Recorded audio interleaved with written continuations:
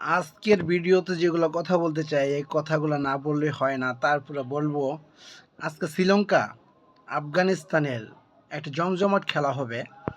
সে খেলাটি 8টা 30 মিনিটে। আর আজকে 18 তারিখ, সবাইকে জানাই, সবাই জানে অবশ্যই।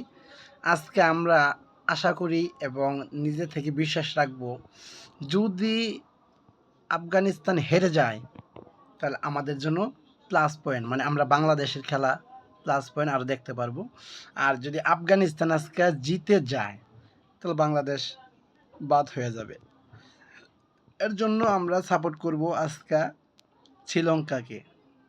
শ্রীলঙ্কা জিততে পারলে আমরা থাকতে পারবো, খেলতে পারবো, সুপার ফোরে থাকবো। আর এই কথা বলার কারণটা কি, বাংলাদেশও দুইটা ম্যাচ জিতছে। আর আজকে যদি আফগানিস্তান দুইটা জিতে প্লাস পয়েন্ট থাকবে আফগানিস্তানের বেশি। এর জন্য বাংলাদেশ বাদ পড়ে যাবে। আপনারা কমেন্টে জানান কে কোন দলের সাপোর্ট করেন। আফগানিস্তানকে আজকে আমরা সাপোর্ট করি না, আজকে আমি মন থেকে করি না।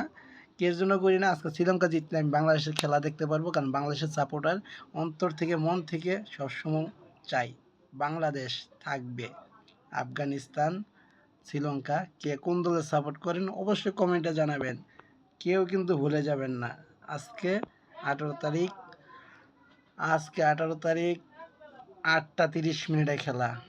লাইভে চলে আসুন তাড়াতাড়ি আপনারা টিভির সামনে। ধন্যবাদ।